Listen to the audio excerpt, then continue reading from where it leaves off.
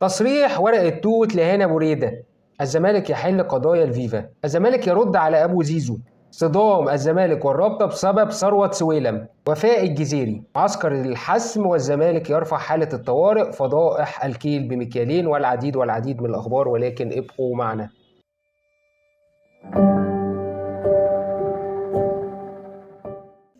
السلام عليكم ورحمة الله وبركاته، وفيديو جديد من صوت زملكاوي. أرجو إن أنت تدعم الفيديو باللايك وبالشير، ولو مش مشترك في القناة اشترك في القناة حتى يصلك كل جديد من أخبار نادي الزمالك. الحقيقة النهاردة لا جديد أو لا شيء يعلو فوق مباراة القمة بين الزمالك وبيراميدز، ومفيش أخبار جديدة غير الأخبار بتاعت نادي الزمالك اللي بتملأ الإعلام كله، والاستعداد بقى لمباراة بيراميدز المباراة المصرية. نادي الزمالك استعد بمعسكر لمده يومين، كان بيعسكر مده يوم واحد فقط، ولكن استعد بمباراتين نادي الزمالك، وهناك تخوف كبير جدا من الايقافات. عندك ناصر منسي عنده انذارين وخايفين يتلقى الثالث، ومحمد اسماعيل عنده انذارين، ومعتمد جمال حذر اللاعبين بان هم يتجنبوا اي احتكاك او يتجنبوا الانذارات المجانيه طوال المباراه واكد على هذا الامر.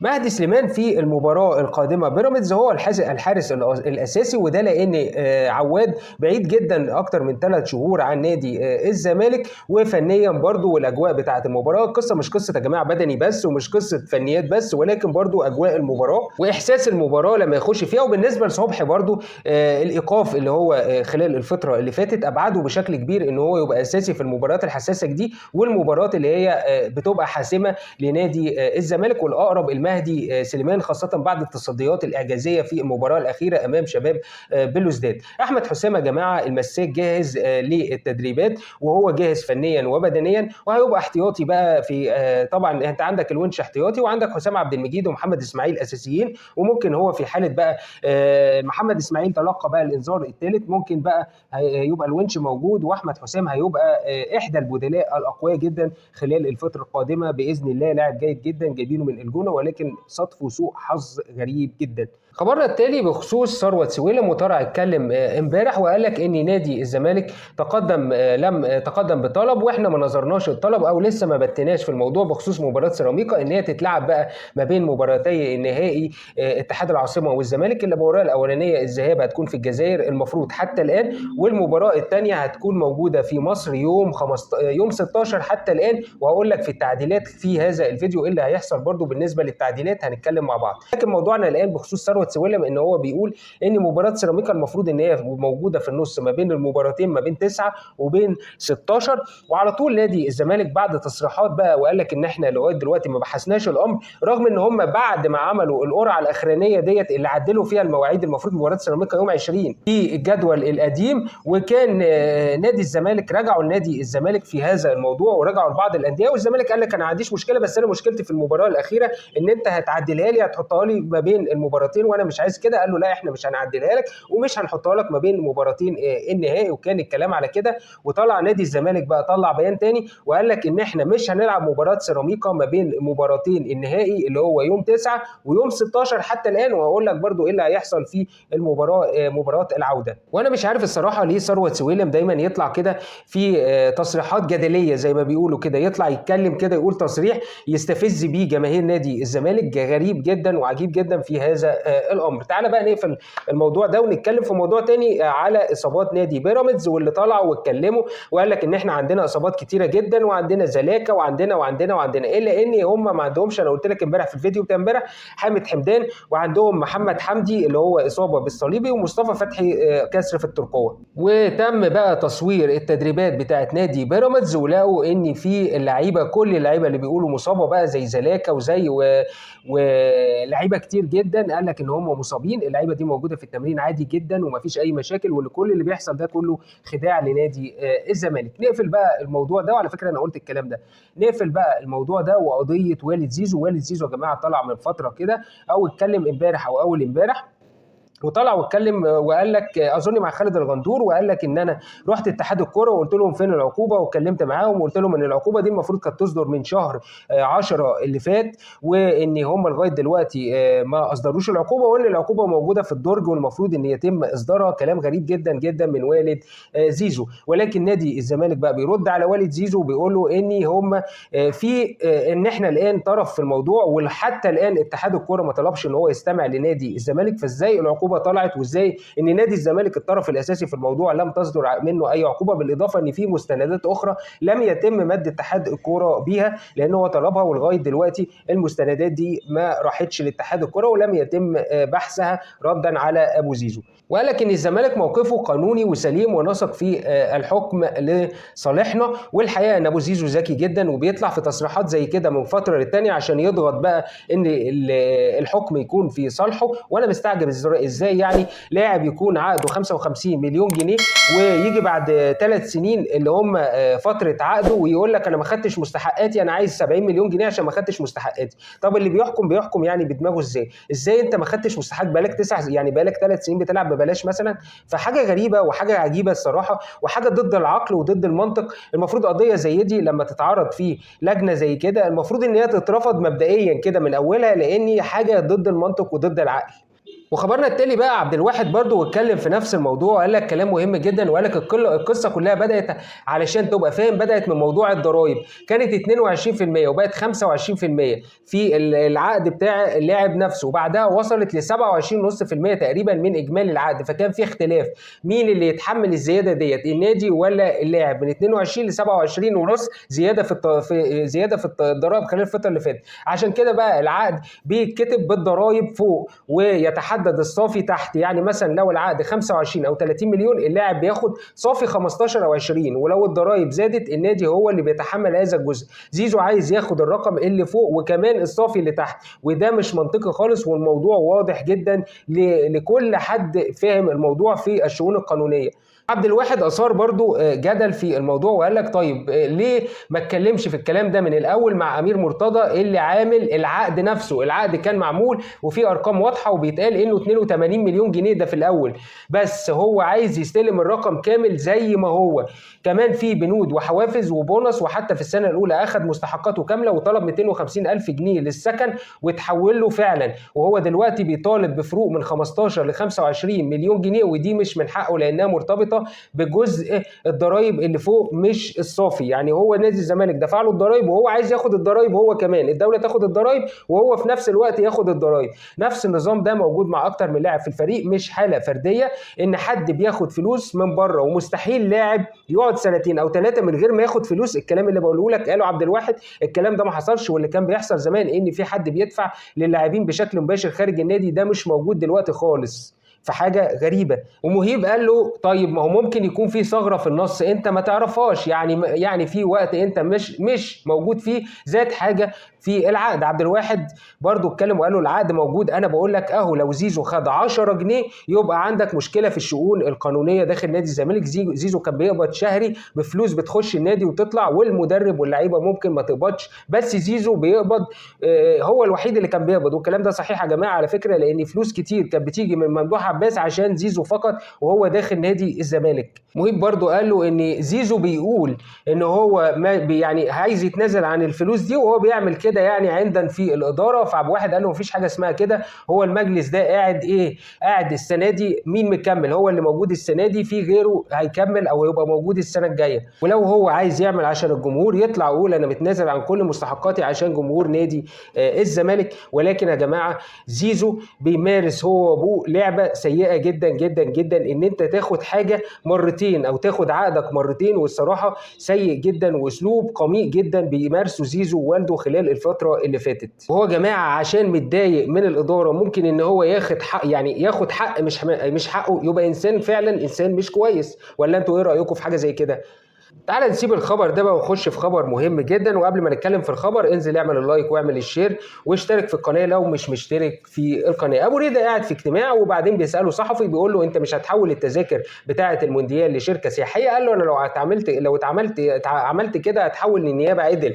قال له ده الاهلي بيعمل كده. قال له انا مش زي الاهلي ليه ظهر بيسنده. والحقيقه ان هو تصريح يا جماعه المفروض ان هو يتبروز وده ردا على الناس بقى اللي بتقول لك اصل النادي الاهلي مش نادي الدوله. يعني النادي الاهلي ممكن يغلط وممكن ان هو ما حدش يحاسبه عادي، ما فيش اي مشكله. ويقيس بقى كل دوت بقى على العقود، ويقيس ده على كل المخالفات للنادي الاهلي، ويقيس ده على الاعارات، ويقيس ده على الفلوس اللي بتترمى بالملايين. ما حدش بيتكلم مع النادي الاهلي، ما حدش بيحاسب النادي الاهلي. اي قرار بيتاخد ضد النادي الاهلي دايما يا جماعه بيتحط على طول ان ده النادي الاهلي، فالنادي الاهلي بيعامل معامله خاصه. ويقيس على كده في كذا عقوبه. النادي الزمالك لما بياخد اي لاعب عقوبه صعب الاستئناف عليها، انما النادي الاهلي لو خد عقوبه بيتم تخفيضها على طول. النادي الاهلي لو لعيب عمل مشكله بيتم تخفيضها على طول. النادي الاهلي لو لعيب عنده اوقاف بيتم تخفيضها على طول. النادي الاهلي لو لعيبته مش عايزه تروح المنتخب مش هتروح المنتخب، انما اي نادي تاني لازم تحصل مشكله معاه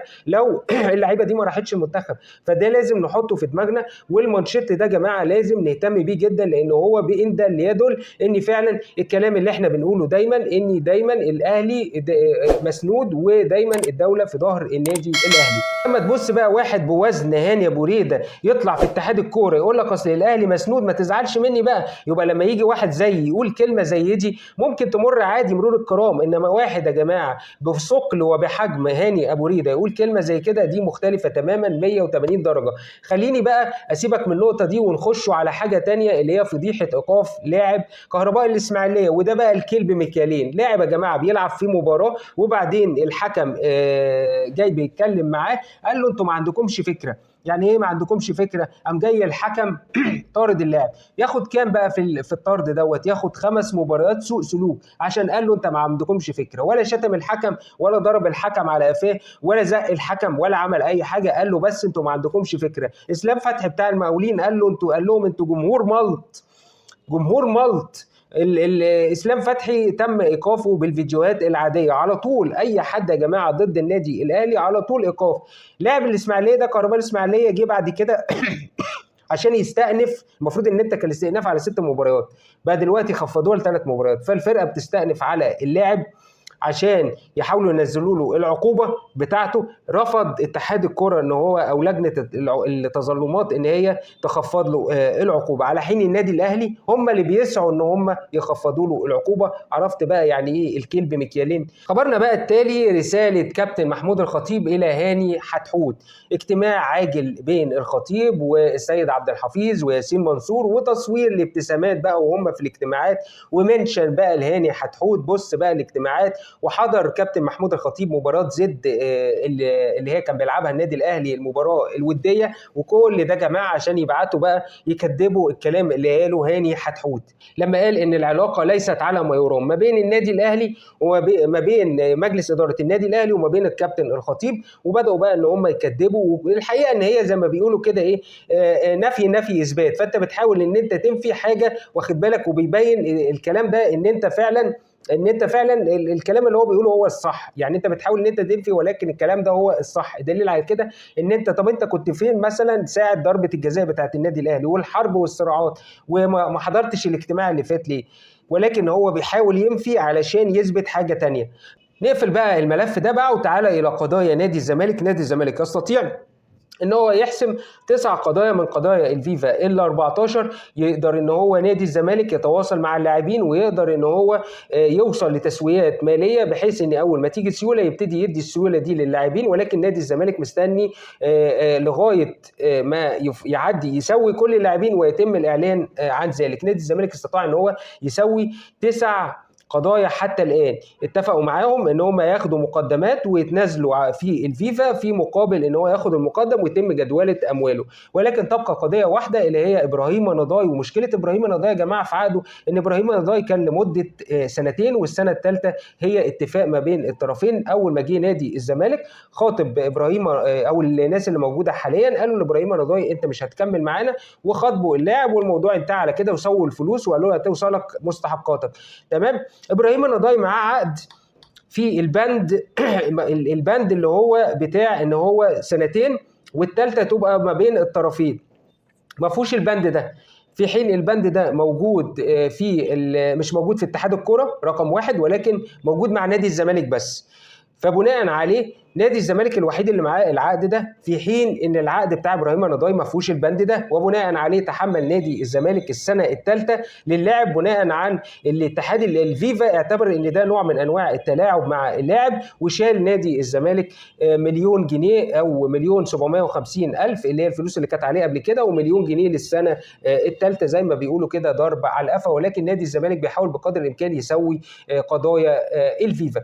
تعال بقى لتصريحات وكيل الجزيري المهمه جدا. صرح انيس بن ميم وكيل اللاعب سيف الجزيري ان سيف الجزيري لم تصل مستحقاته عن حتى الان، ولكن اللاعب يرفض بشكل مباشر ان هو يشتكي نادي الزمالك، وبيقول ان هو منتظر مستحقاته، رغم ان في لعيبه اجانب بياخدوا مستحقاتهم نادي داخل نادي الزمالك. وهي تعتبر رساله من وكيل اللاعب الى اداره نادي الزمالك عشان يبصوا بقى لسيف الجزيري، لان هو لسه يا جماعه ليه عقد، والعقد ممتد حتى العام القادم.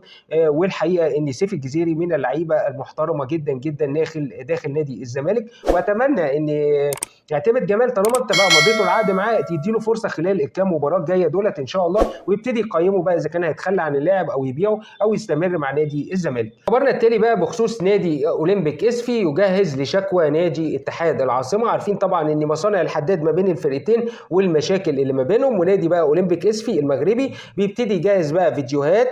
الفيديوهات دي من ضمنها قنصل جزائري بيجري ينزل في الملعب وصور الفيديوهات دي بيجهزها بقى للكاف عشان يشتكي اتحاد العاصمه. ولكن المشكله ان المباراه نهائيه، ويبقى صعب جدا ان انا احرم فريق في نهائي من جمهوره.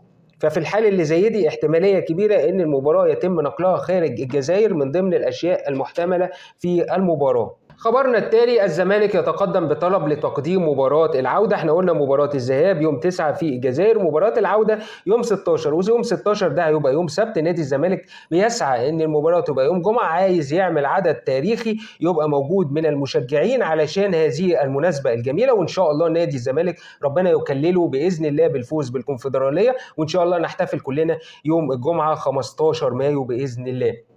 خبرنا التالي بخصوص نادي الزمالك يرفض الدخول في قضية مباراة اتحاد العاصمة ونادي أولمبيك اسفي ما بين الاثنين. نادي الزمالك مش عايز يخش أي طرف ما بين الاثنين حفاظا على الجماهير، العلاقة الطيبة ما بين جماهير الجزائر وجماهير المغرب، وعشان نادي الزمالك برضو ما يحصلش مشاحنات مع جماهير الجزائر اللي هيلعب نادي الزمالك هناك، وعشان ما يبقاش فيه مشاحنات. فنادي الزمالك الحقيقة ان هو فكر بمنتهى العقلانية في هذا الامر. تعال بقى لنتائج الزمالك وبيراميدز عبر التاريخ.